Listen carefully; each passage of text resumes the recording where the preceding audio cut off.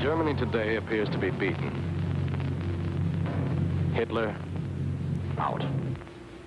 Swastikas, gone. Nazi propaganda, off the air. Concentration camps, empty.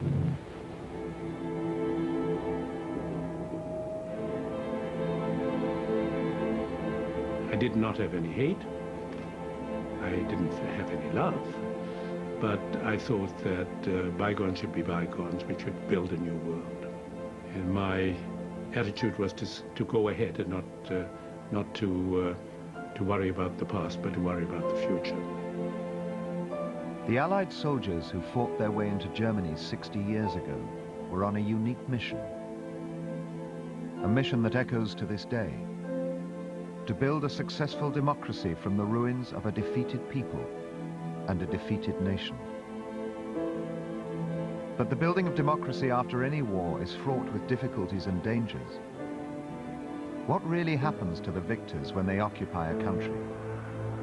And what really happens to the occupied? You are not being sent into Germany as educators. You are soldiers on guard. In a time when people have nothing to eat, and you have the best foods, when they have nothing to drink, and you have the most expensive liquor, this is a very dangerous corruption. I came to Germany expecting that Germans were the enemy of America, and then I discovered, no, my enemy was still the same. Every German is a potential source of trouble.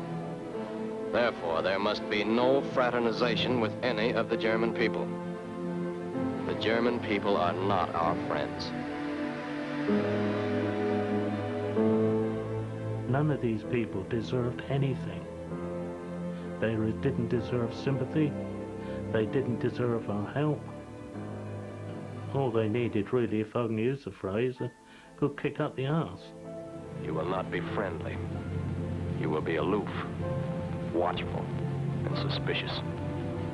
You will not associate with German men, women, or children.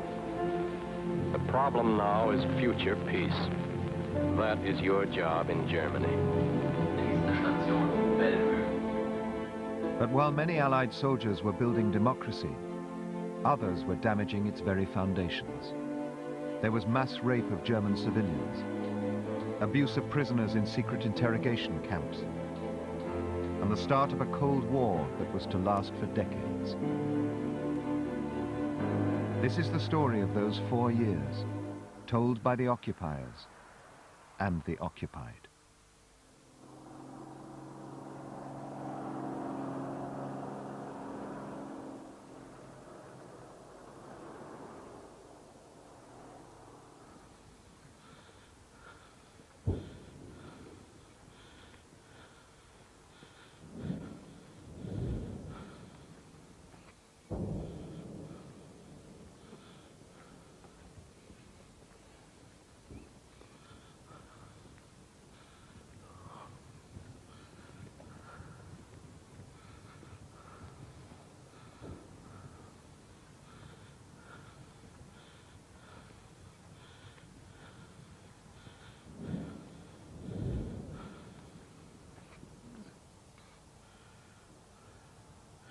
There was this mass of huts and bodies piled up in clear areas. Unbelievable. Absolutely. The mind boggles at what went on here.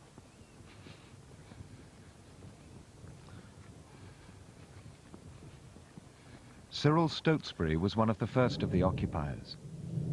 He landed in Normandy on D-Day. In Belsen in April 1945, he witnessed the full horror of the Nazi regime. And of course, the smell's gone, but that was overpowering smell of death, and in Normandy, you had the same sort of smell, but it was nothing like the smell that came from this place. This was so overpowering, you know, assaulted your nostrils, and something you couldn't get rid of for a long time. This terrible stench. If you can imagine looking at a big heap of rags, a mound of rags, you know, with you suddenly realise there was arms and legs sticking out, and heads, you know. And then you realise that this was human bodies thrown in heaps. And What did you think? well, initially, you know, you thought, well, crumbs, you know, these bloody Germans are just annihilating people, and they don't care. They're so callous that they simply do not care. And for a long time, you could never forgive them for this, you know. And the easiest thing to do was to blame all Germans, which was a bit unfair, really, 'cause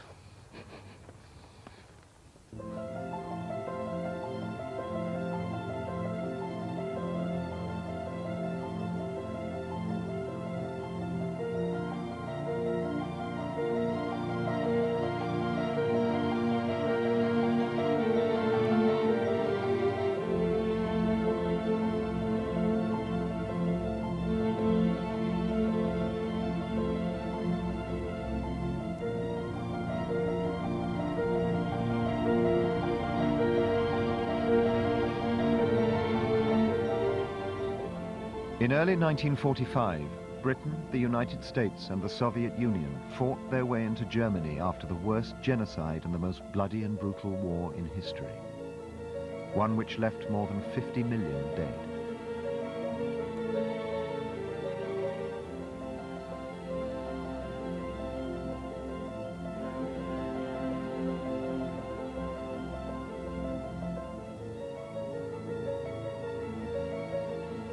From the west, 90 British, American and Allied divisions, some 3 million men, were advancing rapidly.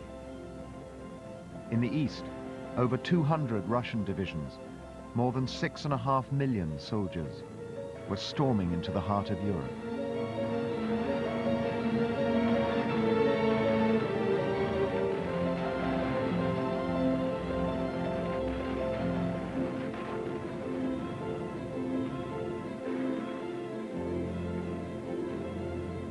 We not only smashed up the towns, but smashed up the links between the towns. And at the finish, life in Germany just ran down like a clock. Place and time meant nothing. Peter Sichel was an intelligence officer for the US Army who'd grown up in Germany and was Jewish. He returned to a homeland that had been obliterated. It was like coming into a modern civilization that had been totally destroyed. It was like Armageddon. It really was. And it almost a feeling of the Last Judgment. It was horrific. And the people were, you know, the people had nothing to wear. They looked hungry. They looked haggard. They had these eyes which had no rest and couldn't look at each other. It was a horrific time. Because the links between the people were smashed too. They were just left wandering, searching, looking for food, looking for their homes, looking for each other. In German cities, there was a big notice board with pictures where possible. Have you seen this man? Last seen in Russia? Well, didn't come back. The Russians didn't send their prisoners home for 10, 12 years, something like that. Ich suche meine Frau. Ich suche meinen Mann. Ich suche Frieda Windler, Königsberg. Ich suche meine Frau, Elfriede Schulz und Tochter Christa. The whole continent was moving. There were people moving everywhere. There were Frenchmen going home and Austrians going home and Poles going home, I don't know what for. Dutchmen going home, Belgians going home, Danes, Norwegians, they were all over the continent. It took ages to really sort itself out. The Allies feared that somewhere in this chaos of humanity were Hitler's most fanatical followers, ready to launch an armed insurgency against the forces of the occupation. The German army had been defeated, but surely the 1,000-year Reich hadn't just vanished. We thought it was very possible that the Nazis had a plan to have guerrillas after the war to make our life difficult. And we expected something. We found when we got there was nothing. There was no underground. There were no terrorists killing people. There was no resistance, no sign of it whatsoever. And I don't think there was ever any anywhere.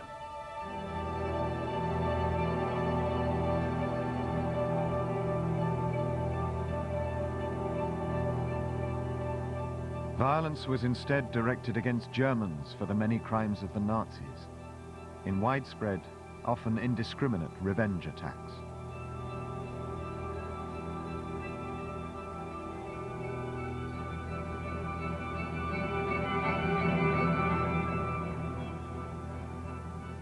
These scenes were witnessed by an American cameraman in southern Germany.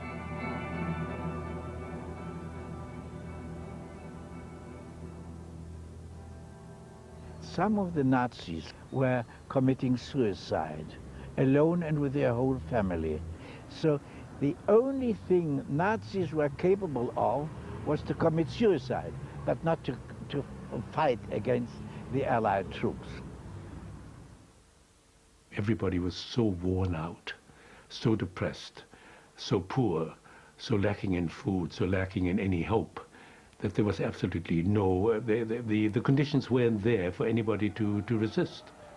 And I don't think the will was there to resist. This was a total collapse and everybody accepted it.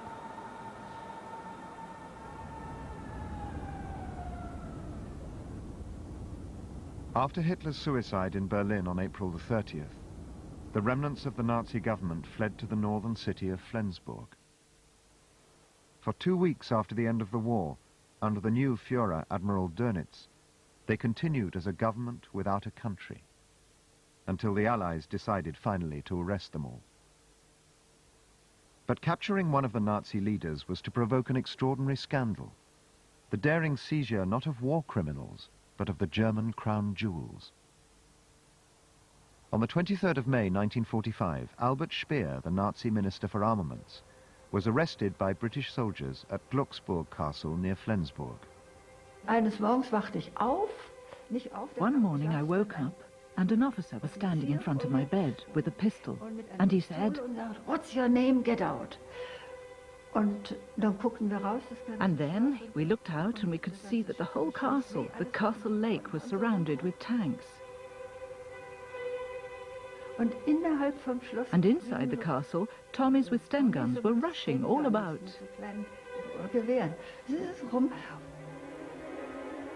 The soldiers not only captured Speer, they also found members of the German and Danish royal families.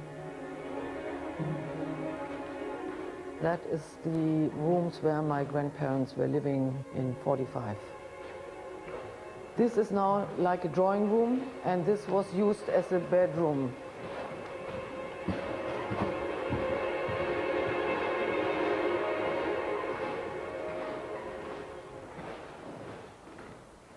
And here you see like a little cupboard in the wall, and as far as I know from my grandparents and my aunts, they were hiding the jewelry behind this place here. That morning, £6 million worth of jewelry was stolen from Glucksburg Castle by British soldiers. And we went out into the courtyard. And all the time the little Tommies were going in with small sacks and coming out with full ones. And they threw them on the lorry, and we didn't know what was going on. And Speer was taken away, and all the jewelry was gone. It was one of the largest robberies in British military history. But the British soldiers didn't realize that the owners of the jewelry in Glucksburg had friends in high places. They were all related to the British royal family. Yes, my grandfather then wrote a letter to the King of England to explain to him what was happening here and ask him to help to find out what was going on. And they did investigations, but I think they didn't find really anything, and nothing was found after that. Nobody was ever prosecuted for the crime. And every time we went out, the guard would ask us friendly, well, has your jewelry come back yet? And we'd say, no, because you pinched it. And then we'd all laugh. They were always very friendly. Just wonderful.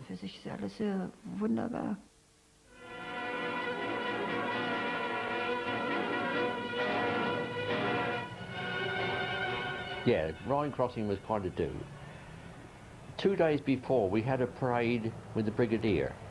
Anyway, we had this parade. Right, he said, you know where we're going? Over the Rhine, into Germany. And I know what you're thinking. Rape, loot and pillage. No rape. So it gave us a free hand, really, didn't it?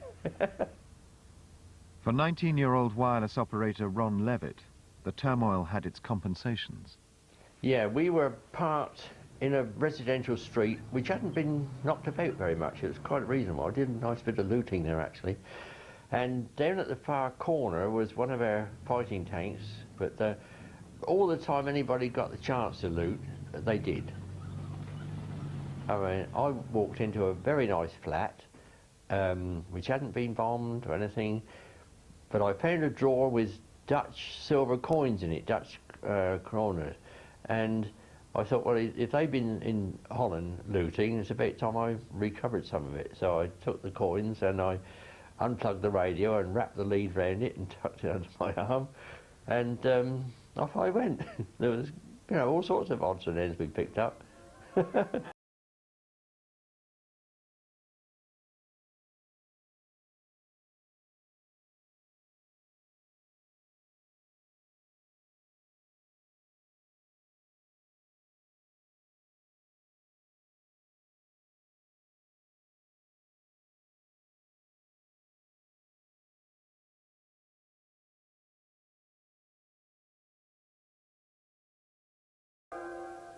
It was just kept quiet. Everybody knew that it had happened a lot, but you just kept quiet. We were the losers.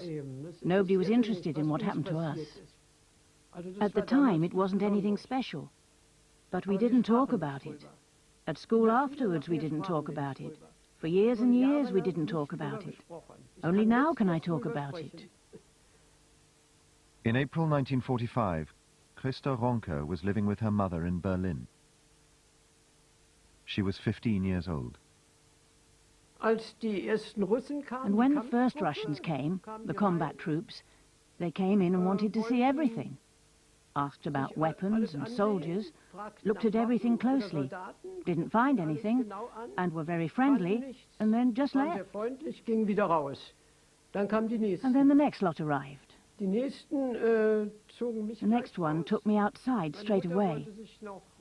My mother wanted to throw herself in front of me, but she was pushed back. And then they took me upstairs, and as I tried to defend myself, he showed me his gun. And then, when I came back down, I was, well, shocked, but I was just happy that I was still alive. In the Soviet army, it was said, don't make so much fuss about this raping. The German woman in reality wanted. The drunk ones were the worst. They said, woman come. They said it in German. Frau komm in German.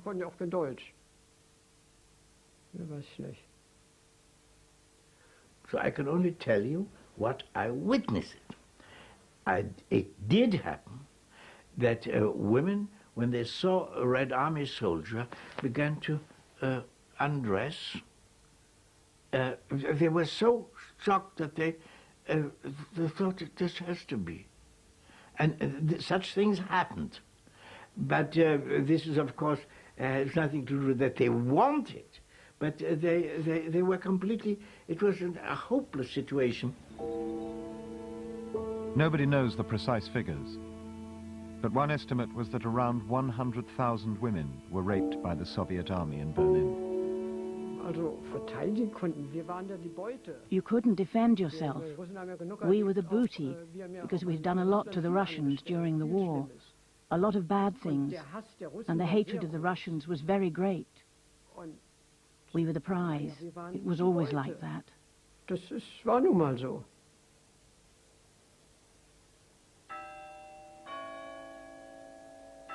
German women were raped in their thousands throughout the country, and not just by Russians. Other Allied soldiers were serial rapists too. It's still a taboo subject.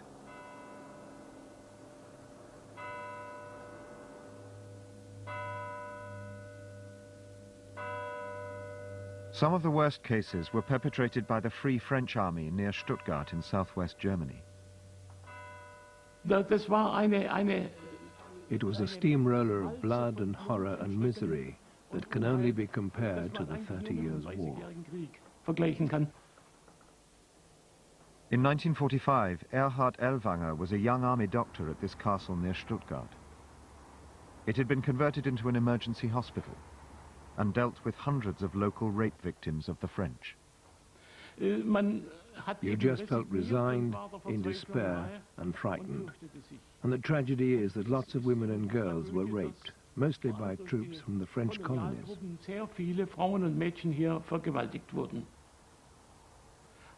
Many women just cried for days. Also young girls, these were 14-year-old girls, 13, 14, 15, 16-year-old girls.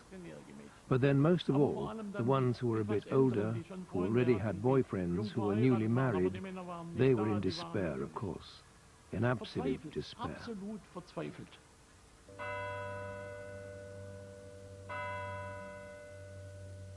The women of Germany felt completely abandoned. At that time, I used to write my diary every day. I don't know why. I had to write everything down. I didn't have any close friends I could talk to. My mother was very nice, but she too had experienced the worst, and for her it was particularly bad. About 6 to 8 weeks later, a lot of women and girls realized that in addition to the calamity of rape, they had also become pregnant. And now, they just didn't know what to do. Many women committed suicide. Others tried to get rid of the baby themselves. Although abortion was still strictly illegal in Germany, the doctors decided it was their duty to help. There was no anesthetic, of course. And if there were already 2 to 3 month-old fetuses there, then that used to be very difficult indeed.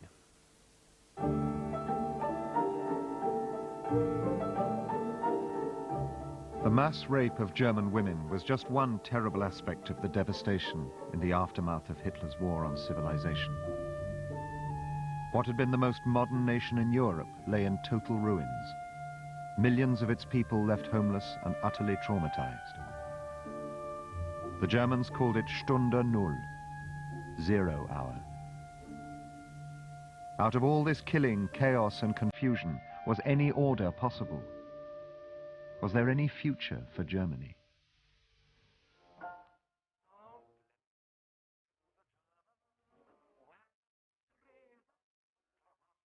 The Allies divided Germany into 4 zones of occupation. In the British zone, Field Marshal Montgomery became commander-in-chief. Initially, there were good contacts and mutual respect. And for a brief period, the wartime alliance lived on, at least in public. The plan was to denazify, decentralize, and democratize Germany, and, crucially, to run it as a single country. Berlin itself, situated deep in the Soviet zone, was also divided into 4 sectors and administered jointly by the Allies. For many Berliners, the arrival of Westerners couldn't come soon enough. But don't let me beat me to the hunt. Americans move into Berlin to take over their zone of occupation in cooperation with the English, French, and Russians. The Yanks march in, and in front of the Adolf Hitler barracks, they watch the Allied flags raised over the former Nazi citadel. They came on July the 1st, 1945. We were longing for them to come. We were just happy that the Russians had gone. And we all watched closely as they arrived. It was for us, well, soldiers from America. America was a dreamland for us. You just couldn't imagine it. They were amazing, rich, and they just looked so relaxed, friendly somehow. The most fascinating part was that I discovered that Germans had been systematically taught that all descendants of Africans had tails. And so what it did, it developed a curiosity, an overriding curiosity in the women folk. And they, well, wait a minute, how does this work? And so one thing leads to another. No, the anatomy is the same.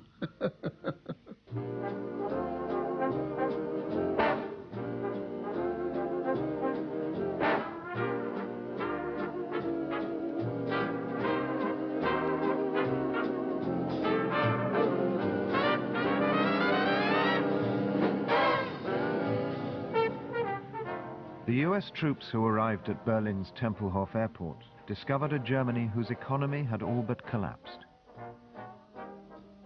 When Peter Sichel arrived as a young Secret Service officer, he found his unit totally distracted from their job. The main purpose was to head a unit of about 7 or 8 intelligence officers, whose job was basically to find scientists, technicians, former high-ranking Nazis or Gestapo or SS officials.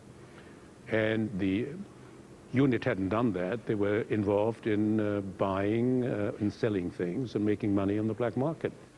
Near Berlin's battered Reichstag, black market deals and primitive barter spring to life. Russians are reported to have paid £100 for watches, and cameras were a favorite object for haggling.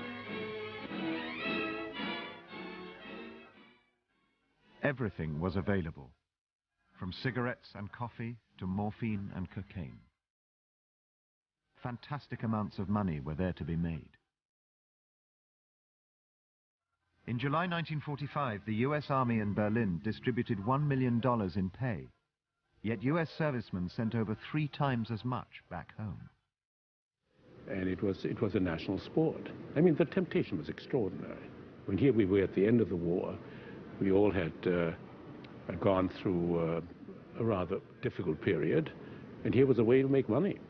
And you had to be very highly motivated just to stay away from it. I would send all my paycheck and the cigarette money. I would send that home to my mother. She was able to buy a home as a result of my sending her that money.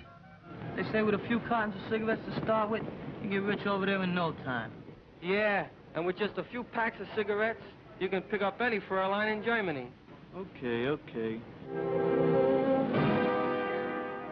I just wanted my officers to work at least 8 hours a day on doing their job. What they did afterwards, I didn't care. But I didn't want them to have, at their main job, visiting the Tiergarten and exchanging things for cigarettes, etc. And we cleaned up and got new officers and did our job. And Peter Sichel's job was to be a spy master. In no other city on Earth did the Allies live so close to each other. In no other city on Earth was there so much intelligence to be had.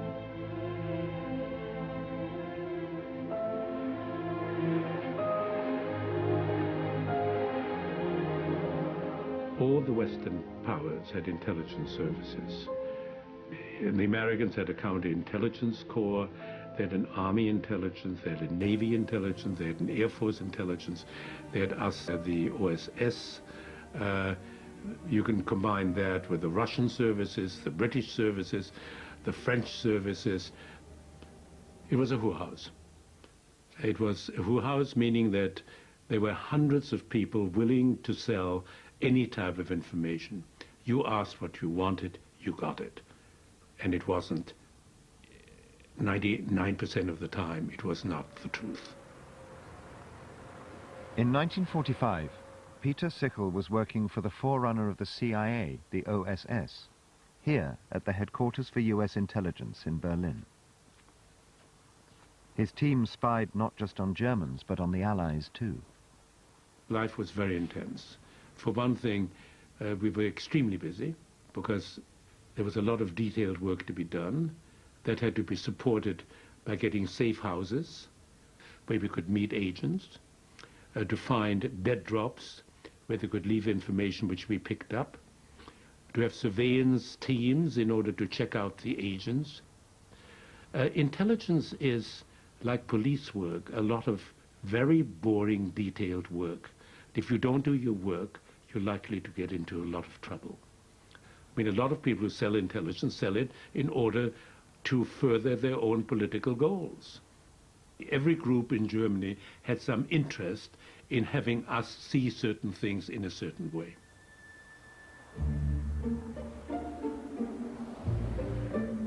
The main focus for Western intelligence was not the hunt for Nazis, but activities in the Soviet zone.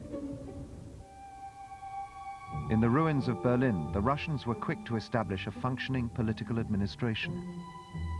And unlike the Western Allies, they deliberately used Germans in positions of political influence.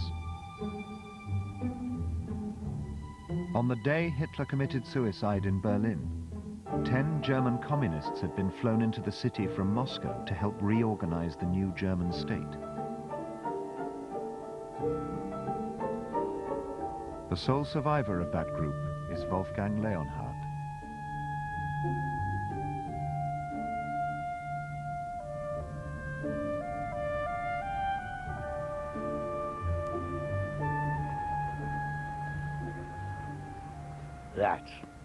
That's it. That's it.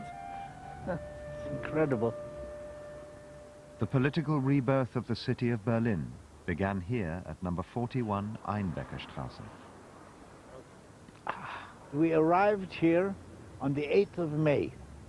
Our task was, in the first place, to build up civil administration in all the 20 districts of Berlin.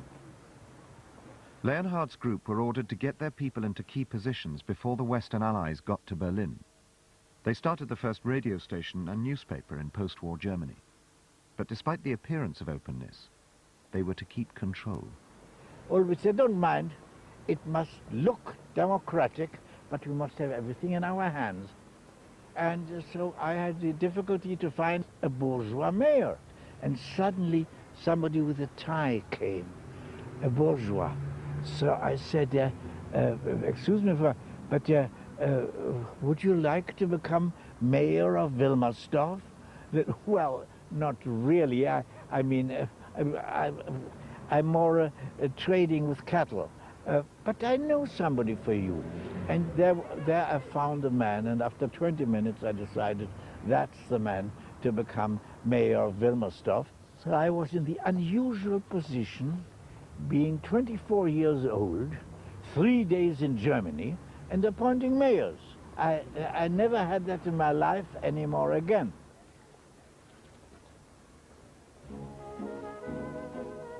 The British were torn between the desire to punish the Germans and the desire to reform them. They set up a control commission to run the British zone. But unlike the Russians, they adopted a far more distant approach towards the German people. British officials were specifically instructed to be cold, curt, and aloof. 20 million Germans were to be kept firmly in their place. It was a policy almost designed to alienate the very people they were trying to reform. Well, we were there to keep the peace, but the Control Commission came along with the job of converting Germany to democracy. British administration in Germany reflected all the best aspects of local government back home and brought a mass of red tape. In order to do virtually anything in Germany, you needed a chit, written permission, preferably in triplicate. Traveling away from home, getting supplies, teaching at a school, publishing a book, playing music in public, almost everything had to be officially approved. It was a sprawling bureaucracy. The Germans took over more, and yet the Control Commission didn't seem to slim down. It was hopelessly overstaffed, I think. In 1946, it took 25,000 bureaucrats to administer the British zone. The Americans got by with just 5,000. Yes, they were a mixed lot.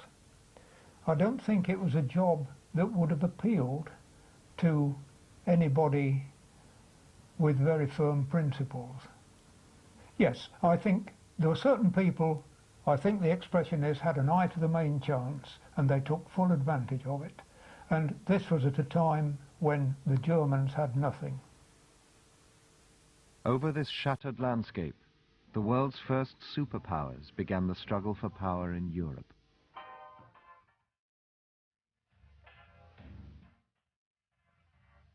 America had come out of the war with its industry intact, and with the unprecedented power of the atom bomb. The Soviet Union, exhausted by the war with Hitler, had nothing to match the American military machine, but they had an endless appetite for politics. The Western Allies discouraged political activity in their sectors, but in the Russian zone it was different. Already by the summer of 1945, 4 political parties had been founded in the Soviet zone: conservative, liberal, socialist, and communist, all ostensibly independent of Moscow. It gave hope of a limited freedom under Soviet rule. A Berlin Spring.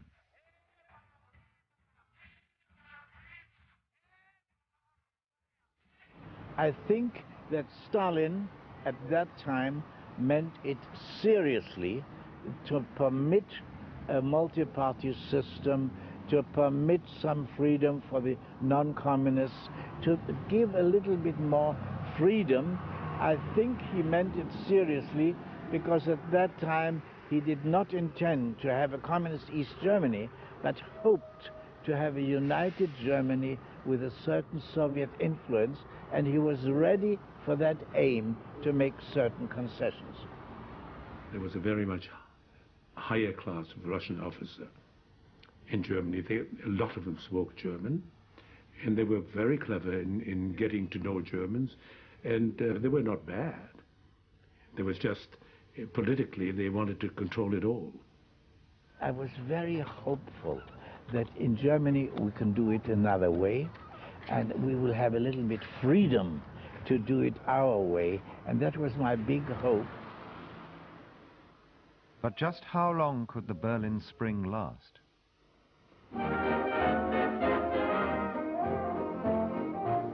While the Allies were building their political machines, they also set about dismantling German war industries.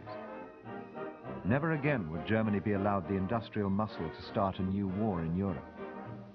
But one factory was spared. And in the summer of 1945, a British major, Ivan Hurst, was sent to inspect it. I was a very young man. My brief was very simply just to go to Wolfsburg and find the factory and sit on it. That factory was Volkswagen.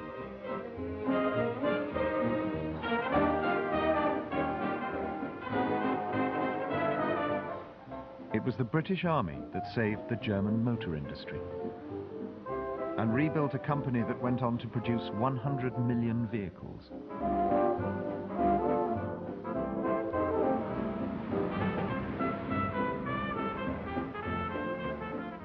Colonel Michael McAvoy, one of Hurst's superior officers, knew the Volkswagen car from before the war and was keen to see it produced again.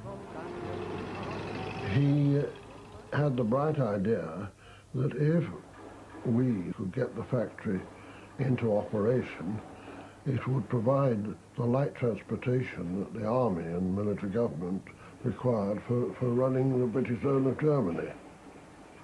The plan was for Germany to pay for the cars as part of the cost of the occupation. We found at the factory a beetle and sent it up to Royal Army headquarters as a demonstrator. To Hearst's astonishment, the British authorities ordered 20,000 cars straight away. But could so many be built under the conditions of the time? Within a month he had another headache. The order had doubled. An order for the cars was one thing, to produce them was another matter. Conditions were very grim. The big pressures were there, damaged but repairable. Getting supplies was a constant struggle. Some parts had to be smuggled out from other zones in exchange for alcohol and cigarettes. Others had to be made from scratch in the factory. I think the feeling was not never make it, but well, what a hell of a job in front of us.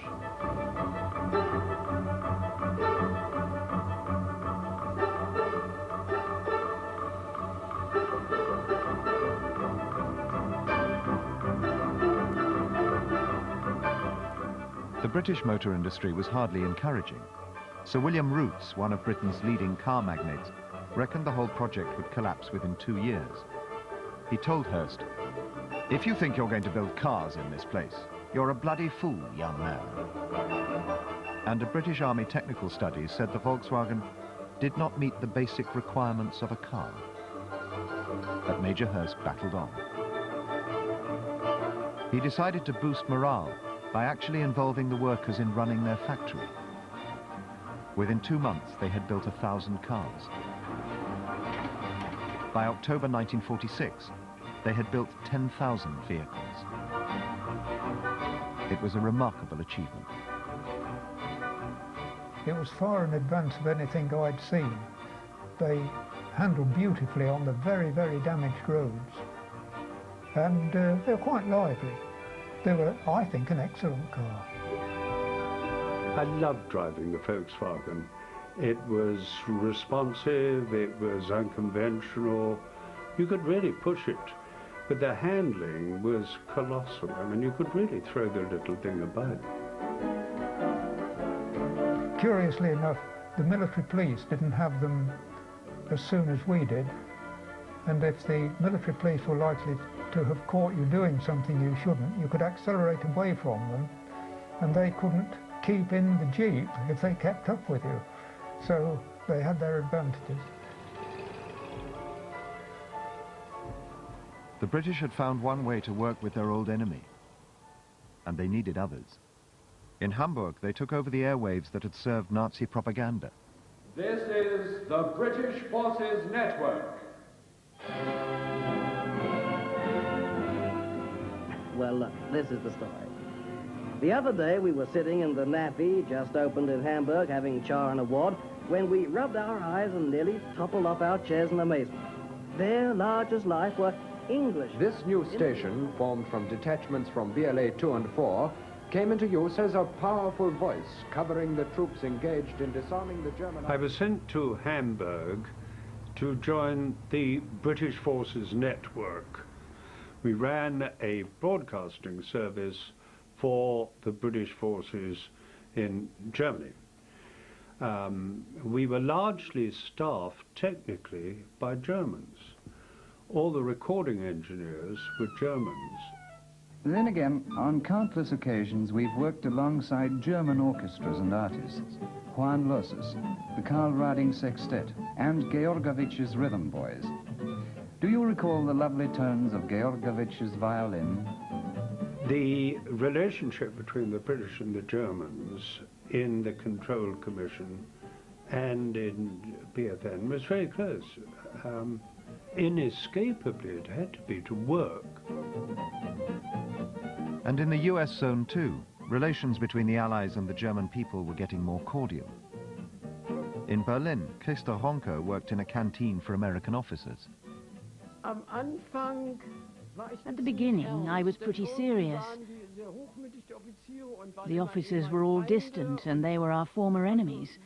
And I didn't smile when I was serving. I had to pour cocoa and coffee and tea. And one of the officers complained, and I was told I had to keep smiling. Smile, smile. So I learned just how to be like that, and so I stayed there. They wanted smiling. They didn't want serious. Ernst wollten sie nicht haben. Of course, the ban was finally lifted, but you can't change a hero. He may go for temporary amusements, but he still yearns for the girl he left behind. Even though it certainly doesn't look like it in these fascinating scenes where Joe gets a few well-earned days' rest after bearing down on the vicious Nazi. With no work and little food, a relationship with an Allied soldier was often the only way for many women and their families to survive. We've done our best, but oh, to be a conquering hero. They were all called Ami-Mädchen, Ami girls. They weren't well liked because you knew they just sold themselves for something to eat. At the time, they weren't well liked, but now it's different. But then, it was a bit uncomfortable. I was brought up that you didn't do that sort of thing with men you hardly knew. Who knows what they'd get up to? I saw mothers instructing their daughters to become prostitutes, and to see people having to give up all of their dignity out of the desperation caused by the war. That was just absolutely appalling. Well, there were very few men in Germany. They were all in prisoner of war camps or they were dead. So there was a lot of young women and a lot of young men of a different nation who got together rather fast. There was supposed to be a ban on fraternisation, but it didn't work. There were no German men, and maybe there's a handsome American. So, why not? And then they'd get something to eat, nylons and everything else. It'd be very nice. But they weren't well liked, these Ami girls. I mean, human nature being what it is, all these women in Germany without men and all these men without women, so it's automatic, isn't it? There were lots of very pretty girls, yes. Lots of very pretty girls. We were at first not permitted to fraternize, and but that broke down very quickly, and we certainly had lots of parties with lots of very pretty girls. When peace broke out, we all lived very intensely, having survived.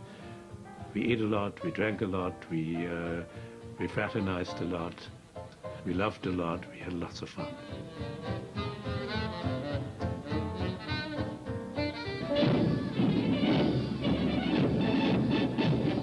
In Berlin's massive Olympic Stadium, troops of the British Occupation Army stage a military tattoo. Before thousands of German children, 2,500 soldiers from all parts of the British zone lead a revival of a colourful spectacle that in pre-war days thrilled British audiences.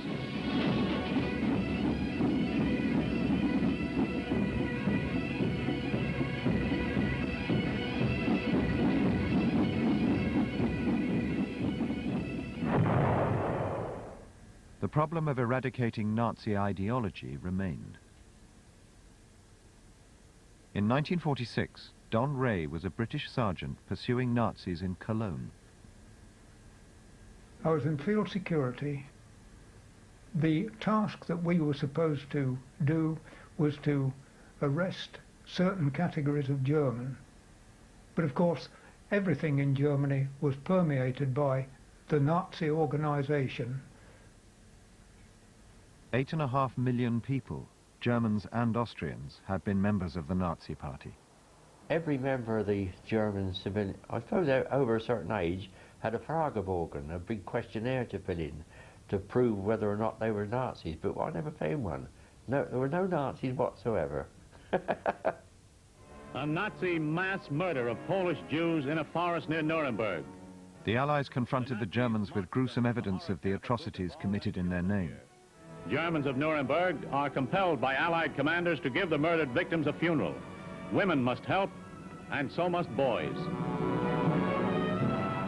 Through the streets of Nuremberg, degraded as the Nazi shrine city, the grim procession passes. The inhabitants made to pay funeral honors to victims of Nazi barbarism. Nuremberg, site of the vast Nazi rallies before the war, was also where the leading Nazis faced Allied justice. It was the first time in history that members of a defeated government faced trial for crimes against humanity.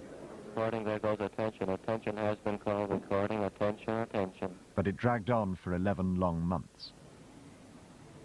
The cinemas were full, and the only thing that used to amuse me about the German cinemas, I'd go to the films, and the newsreel would come up, and people would watch, and then the war crimes trials in Nuremberg would come on, and there was a concerted groan from the audience. They were fed up to the teeth with this. I think, personally, that most people, the average German, if there is such a thing, was fed up to the teeth with the Nazis, and above all, of course, just glad that the war had ended. In November 1946, only 11 of the major Nazis were sentenced to death at Nuremberg. 3 were acquitted and the rest given lengthy prison terms. But it wasn't an end to the search for justice. Over the next 50 years, more than 3,500 Nazis would stand trial in Germany for the terrible crimes they had committed. For many of the victims, waiting for the courts was not going to help. They needed a different approach to deal with the past. The Germans, what can I tell you? I have no words to describe really feelings like that. Leah Fischer spent 4 years in Nazi ghettos and concentration camps. Apart from her mother, she was the only survivor from her entire family. Nobody was left. My whole family was gone. They had children, they had babies. Not one person survived. How could you be only angry? It's above anger, above hate. You felt like you're numb. My father and his entire generation was eaten up by hate, and understandably so. My father was a very prominent member of a medium-sized German city, very respected, and he had to leave that city with a little suitcase from one day to another illegally in order to save his life, but he was consumed by hate. And I had a long talk with him in about 46 or 47. I said, you must come to Germany, you must see what happened, you must bury the hate, otherwise it'll kill you. I really cannot remember feeling real hatred, and I'm surprised because the things they did to us, if it would be in a normal times like now, okay, if somebody did something bad to me, I get angry. There was no anger, because you know why? Because it didn't work, it didn't help. You cannot live with hate, because it eats you up. A hate is a hate against yourself. If you hate other people, you hate yourself as well. And my father didn't first understand that. But after he buried his hate, he understood it. Because he lived with it all the time. Many of the surviving Jews, having lost everything, found refuge in camps in Germany itself. One of the largest Jewish camps was in Feldafing in Bavaria, in a former school for the Hitler Youth. It was a place where Jews and Germans learnt once more to be neighbors. Anton Flossmann was a local carpenter. Before the war, we'd had this Nazi school here, which had been a big bother for Feldafing. And then the war was over, and the trade-off was, we had a camp for, well, how do you call them? They were Jews. 6,000 of them, in Feldafing.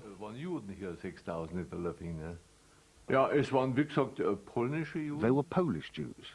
and I think from up in the north, Lithuania, some from Latvia, and some Germans. It looked beautiful to us. It was clean linen, regular normal beds. It seemed like a dream come true, except for one thing. I was depressed. I felt, I don't know why. I can still not understand. I thought I'm going to be so happy and so elated that I'm liberated, I'm free. I fell into a depression, maybe the shock, the transfer from this horrors, from all this starvation and beatings and things like that. And all of a sudden I felt that I am on my own. I am free and I can do whatever I want. Maybe this was too much. And then they got, I'm not sure whether it was from England or America, but they got food, and a lot of it. And the people from Feldafing went to buy things from them. A lot of deals were done. They started sending us care packages from this country. They started sending clothes, food, shoes. So we were very happy with it, of course, and we used this as like money, actually, to barter from the Germans to get other things. My mother went the first time into town and bought a little chicken. That was the first one we had in like 5 years. I did not have to deal with any Germans, actually, except go to a restaurant, or everybody was very courteous. After the war, they were very nice to us. I don't know of any case where there was any sort of problem. I have to say, we didn't have any bad impression of these people at all. I, for one, I always got on well with them. 2 months after her liberation, Leah left Feldafing and Germany to start a new life in Czechoslovakia with her new husband. Our life mattered to us. We wanted to rebuild our lives. I was walking and there was a big parade, Partisans Day they called it, and all of a sudden I heard in the Czech language, Slovak language, they said Židi do Dunaja. It meant the Jews into the Danube. So when I heard that, it was like somebody would stick a knife in my chest. I said, after what we went through, I said to my husband, I don't care if you give me a palace, I don't want to stay here. I'm going back to Germany.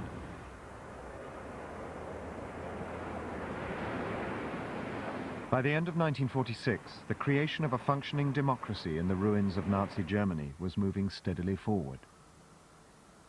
But what happened next threatened to derail the entire project.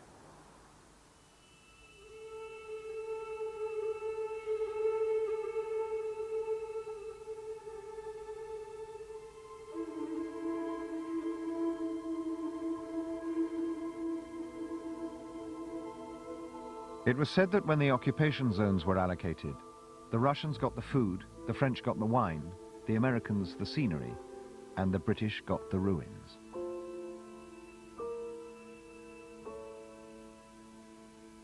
More people lived in the British zone than in any other. Living conditions for many were already very poor. And by the winter of 1946, the situation in the British zone was reaching crisis point. I came back to Cuxhaven from England, and you could see huge chunks of ice floating in the sea. The first winter was bad, and the second winter was a killer. The second winter was one of the worst winters I've ever lived through. It was extremely cold. There was a lot of snow and a lot of ice, and people were frozen to death. It was a bitter cold winter, and we were trying to keep warm, and we were trying to get enough to eat because our rations were very short. We just about got enough to live on. And there were people literally dropping in the streets in Hamburg. The ground was frozen so deep that graves had to be dug with explosives. it was a not uncommon sight to see someone just crumble up as a result of starvation, deprivation, cold, nowhere to live. In the big cities, especially in the bombed-out big cities, there was pure starvation. The ration coupons that existed after the war sank to under 1,000 calories per day, and serious malnutrition starts at about 1,200 for adults. Food was very short and fuel was very short. Even though apparently Lindfort's got one of the biggest coal mines in the Ruhr, we couldn't get any coal. Britain was running out of money to pay for the upkeep of their zone. The harvest had failed, food rations were falling, and coal production was in rapid decline. In Hamburg, 1,000 people were arrested for stealing coal in December. By March, 17,000 people were charged with the same offence. The Archbishop of Cologne even pardoned his flock if they stole food and coal in order to stay alive. Hugh Dalton, the Chancellor of the Exchequer, said, "We cannot continue to carry this mounting burden any longer." For the first time, there were demonstrations against the occupying powers. For the first time, the Allies were in danger of losing control. It was a desperately serious situation, the worst of the occupation so far.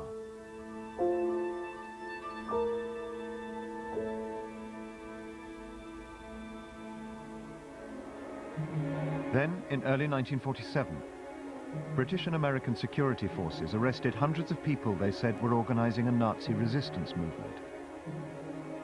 The British claimed that one group even had access to bacteriological weapons and were threatening to devastate the whole of Western Europe if their demands were not met. Don Ray was involved in the arrests and took one of the suspects to a secret interrogation center run by British intelligence in northern Germany.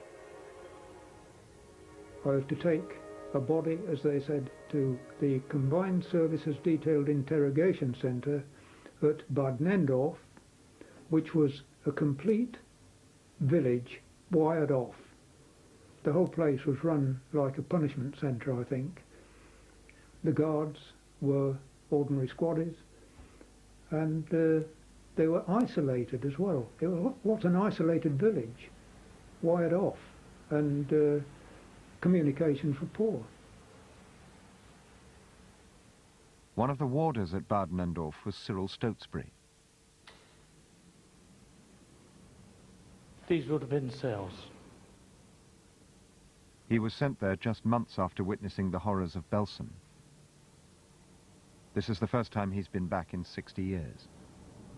We were told that the people we'd be dealing with were the people that were responsible for a lot of the atrocities that had gone on in the country, you know.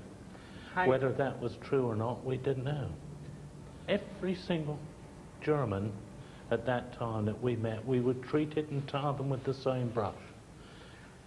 One of them had cut his hand deliberately, and with his blood had marked a big cross on the back of his cell, and used to spend hours kneeling down there praying. The mind boggled, really. Don't forget, we weren't privy to the details of each prisoner. The easy assumption was that these guys had been guilty of carrying out things that we'd seen at Belsen. But what the warders had been told wasn't true. Although some of the inmates at Bad Nendorf were indeed SS officers, others were completely innocent. One of them was a 36-year-old dentist, Adolf Gahler. My father was never a member of the Nazi Party. My father was truly innocent. I can say that with 100% certainty. He just wasn't the type for things that were not legal.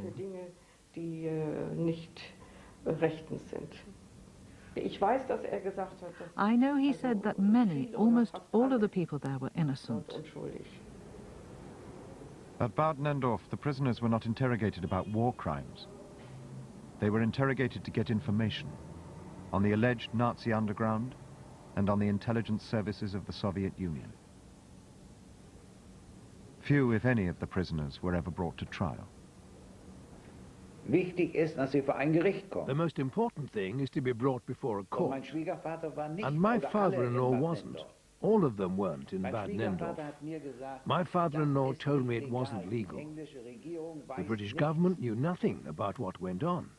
It was just down to a few brutal gangsters acting off their own bat.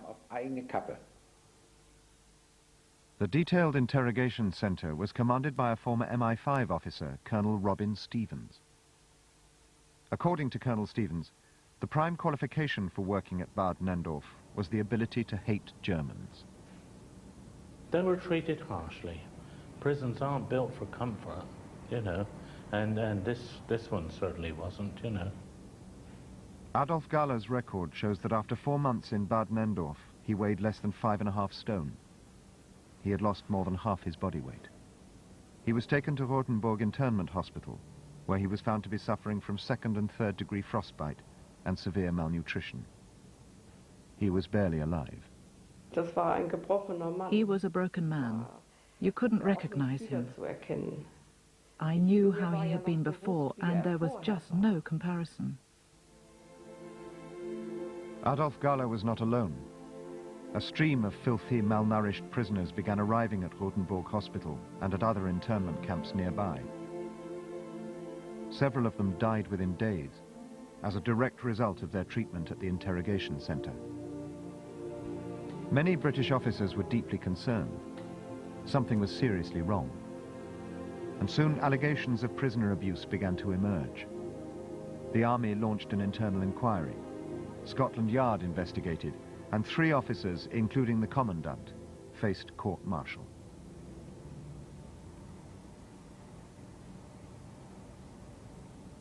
What happened in Bad Nendorf was kept a secret not only from the outside world, but even from the warders themselves. I'm only one individual, but as far as I'm concerned, never on my shift, if you like, did it happen. I was never given orders to beat a prisoner. I was never given orders to strike a prisoner, and I certainly would have never beaten one up. I don't think I would have done any right, you know, I'd have been told to do so. Many of the official papers in the case are a state secret in Britain even today, 60 years later. But for the first time, this programme has gained access to the secret records of the Scotland Yard inquiry. These papers confirm that the British knew that some prisoners were physically abused and ill-treated at Bad Nendorf. The abuse, Scotland Yard found, was inhuman, unnecessary, and unwarranted. I found him sitting naked on the floor and started slapping him again. These men have been subjected to a certain amount of violence. We questioned him and started slapping him again. Knocked his chin with his hand, so I went on slapping. There was brutality of a kind which was absolutely forbidden to use at Bad Nendorf. Questions were asked in Parliament, and the government became deeply uneasy about the full details of the case becoming known. Despite all the evidence of physical abuse at Bad Nendorf, at his court-martial, Colonel Stevens was acquitted. He was later even promoted. 10 years later, the British government paid Adolf Galler £150,000 at today's prices in compensation for his treatment at Bad Nendorf. This arrest destroyed my family, even up to today. Something like this stays with you for a lifetime, doesn't it? Your father is always your father. But there's one last twist in the story. The secret government papers also reveal that no bacteriological weapons ever existed, and there was no effective Nazi underground either. All the intelligence reports had been completely fabricated.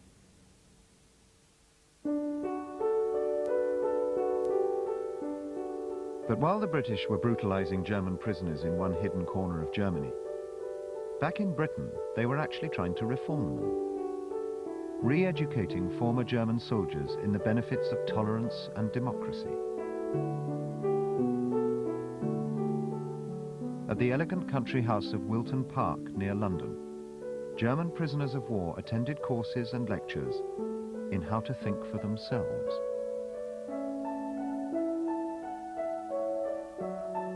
For many, it was a startling new idea.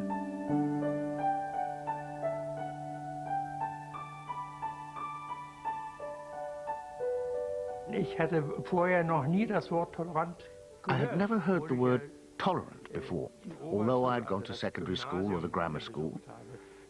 The word was not discussed in Germany, and there they tried to encourage tolerance.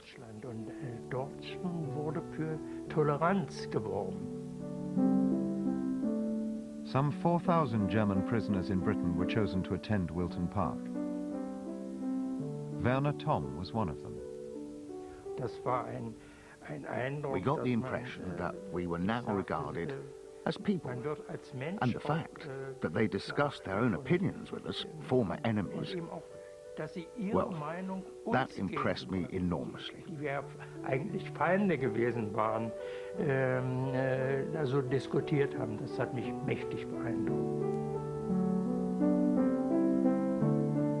That process of learning democracy is preserved by these wall posters produced at Wilton Park by the German prisoners themselves.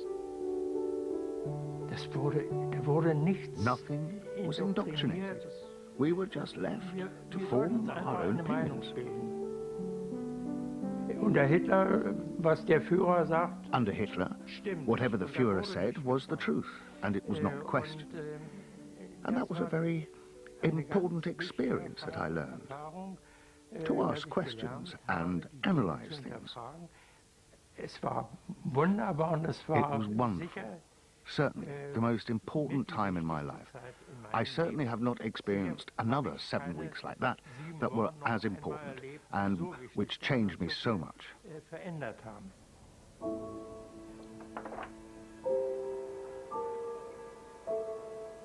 For 12 long years, German life and culture had been totally subjected to the needs of Nazi propaganda. But with the end of the war, a new cultural rebirth became possible. A new sense of freedom. And for many in the 40s, freedom meant jazz. Hans Otto Jung and his fellow fans couldn't wait to meet actual American jazzmen. Yeah, it was great fun, yeah. The American musicians were the experts that really we wanted to learn from them by playing with them. Some of the most influential jazzmen to be found were from a US Army band on the Frankfurt Air Force Base. The 427th Army Band, they liked to jam with us, and there were a lot of real good musicians in that band. McIntosh, for instance, was a trombonist. Tom McIntosh was originally a laundryman in the US Army when he discovered he had a gift for music. He started out playing trombone in the 427th US Army Band. I remember one German musician in particular coming up to me, he says, McIntosh, I certainly loved your chorus on T for Two. And I said, oh my goodness, I'm just learning how to play. I played piano at that time, played a little jazz for them, and they liked it so much that they asked my band to entertain them on the weekends. So here they are playing the hits of the day, in the mood, you know, which is the way it was done in America. They say,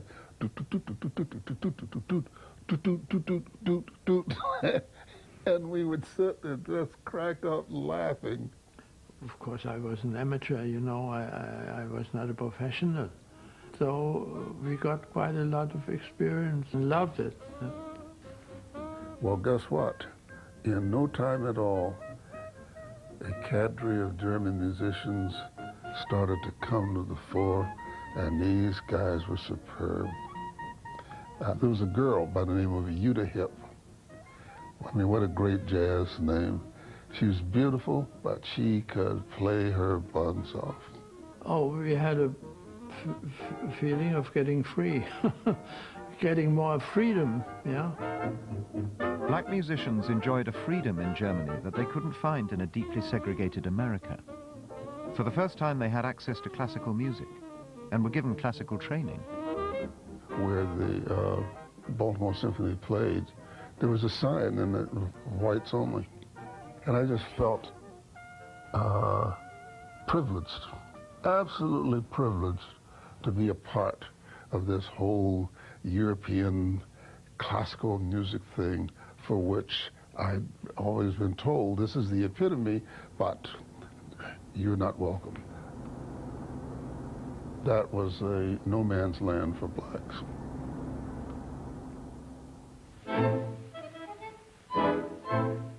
Things really were beginning to change.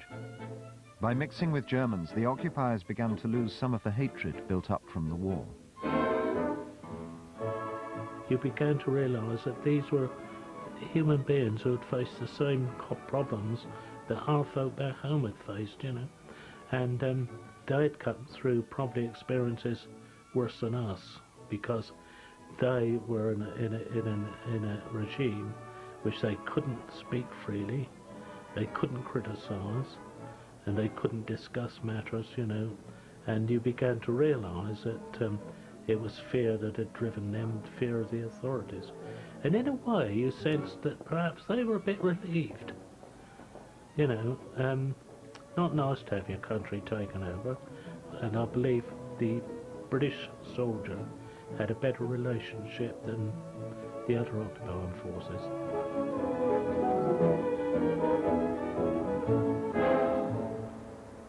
But the country was far from stable.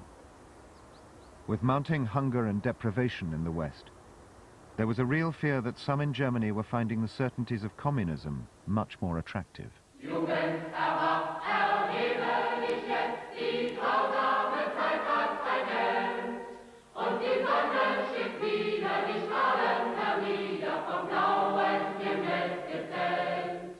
In April 1946, the Soviet Union announced the merger of the Socialist and Communist parties in their zone. In Berlin, many Social Democrats wondered if it was just a cynical trick, or whether the future now really did lie in their own hands.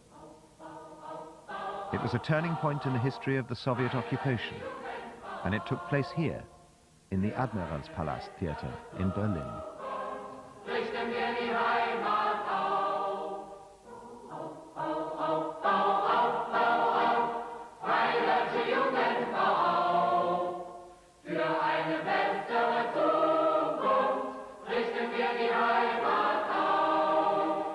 I was 25 years old, full of vigor, full of hope. It's not as easy that either you are adherent or you are oppositional. Very often you have both things more or less simultaneously, and that was how I felt. There was a hope that this would be a new party. The people who voted here did not have in mind the later dictatorship. When here it was voted, it was a party which promised to be in favor of a parliamentary democracy with all freedoms of the population and no copying of the Soviet Union. There was no Lenin and Stalin. It gave hope, and the real problem was that this hope was so quickly destroyed. 3 years later, 10 of the 14 leaders were sacked, some even arrested, and only 4 remained. Everybody else was gone. It was a very simple world, you know. We were the good guys and they were the bad guys. We had a job to do, and we all were afraid that the Russians were going to take Western Europe. So we were highly motivated. The Soviet Union tightened its grip on its zone. In the spring of 1947, arrests of political opponents reached their peak. Soviet dismantling of East German industry continued apace. It was estimated that almost 2/3 of the Soviet zone's industrial capacity was removed to the USSR as war reparations. The situation within Germany was changing rapidly. In 1947, with the economy stalling and the alliance fragmenting, Britain and the United States merged their zones of occupation over the protests of the French and the Russians. It was an outright break with previous agreements to treat Germany as a single country and a single economy.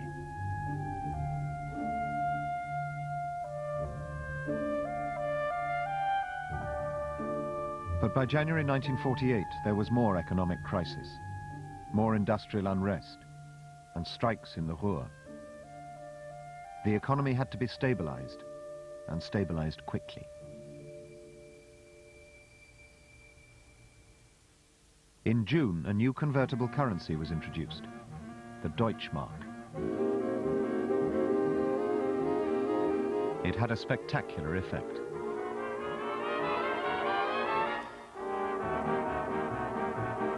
The shops filled up overnight, and the black market rapidly went out of business.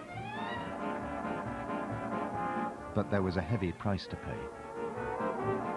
I think what broke the back was the currency, the currency reform, where suddenly there was a difference economically between the West and the East. Stalin reacted immediately. He didn't want the old worthless Reichsmark flooding into the Soviet zone. 4 days later, the Russians closed off all land access to the western sectors of Berlin. The only way in now was by air. But 2.5 million people still lived in the western sectors of the city, and they all needed fuel, food, and power. It was the first time the conflict between the Russians and the Western powers had broken out into open confrontation. For many, it was the true start of the Cold War. When the Russians closed the Autobahn and the rail links to Berlin, that was almost a declaration of war. At the beginning, I was still working for the Americans. They were all on a red alert. And, well, it was very unsettling. We wondered what was going to happen next. In America, in the American government, there was a great discussion on the subject if Berlin should be abandoned for purely strategic reasons. I mean, it was a drain on resources. It was indefensible militarily. Would we now become Russian? Would the Americans leave Berlin? Or would they come with their tanks and break the blockade, which would have meant war? And that would have been just as bad. Or could they supply us by air? But at the beginning, we didn't think they could. Ein Lied aus der Prärie. Wait for the wagon.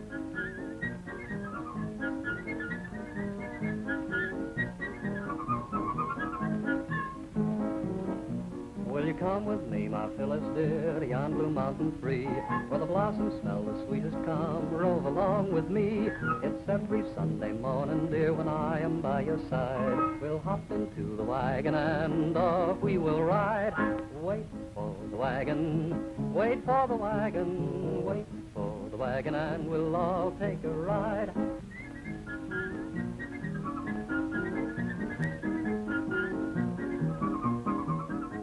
Once one landed in Berlin, it would have been quite impossible to escape the excitement and feeling of relief of tension which surrounded those airfields. The Germans unloading the aircraft, working flat out. Wait for the wagon, and we'll all take a ride.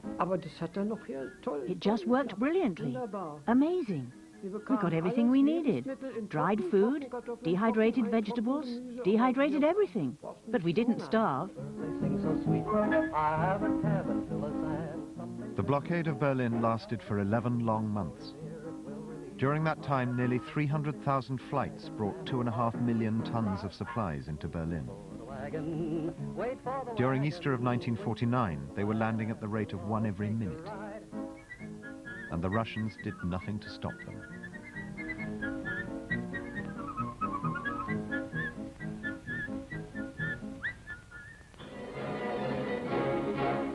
The Berlin airlift was a quite remarkable achievement. Without that, there would have been war. I truly believe. But the Russians were bluffing. My information showed me that the Russians had no logistic build-up to go further. They did not have the munitions or the units, army units, or the transport and everything else which was needed in order to go and run over West Germany. It was an almost poker-like attempt to do something which might, if it had worked out their way, gotten them something which was worth a great deal. If we would have abandoned Berlin, it would have had an enormous influence on the post-war world. Were the occupiers still enemies then? No, then they became real friends. We were all in the same boat. We really liked them a lot. We were very grateful that they remained here, and then they really became our friends. It was pretty close. It was pretty close. If we had had another winter in 48, 49, like we had in 46, 47, it would have been the end. We had a very mild winter. And I grew all the vegetables I ate. The success of the airlift was the end of all hope of a united Germany. 2 weeks later, the Federal Republic, West Germany, was founded from the British, American and French occupation zones. And in October, the German Democratic Republic, East Germany, was founded in the Soviet zone. Democracy, or at least the form of democracy that each of the Allies understood, had been brought to Germany not only through chaos and force of arms, but also by ingenuity and idealism. Despite all the difficulties, in 4 years, Germany had been transformed. We were just happy that the damn Nazis had gone, and democracy was greatly appreciated. To watch the rebuilding and to watch the place come to life was an extraordinary experience. We felt the pulse of the great heart of Germany beating more strongly and more strongly. Yes, I enjoyed Germany. Yeah, great. Yeah, even in that winter when it was so cold. It was only when you got to know Germans, you got a shock. You found that they thought and acted very much as we do. Somehow, having seen the punishment which was visited on the Germans, made it possible to say they have paid for it. We all believe that the criminals should be punished, but you cannot punish everybody. You cannot have a guilt spread over everybody.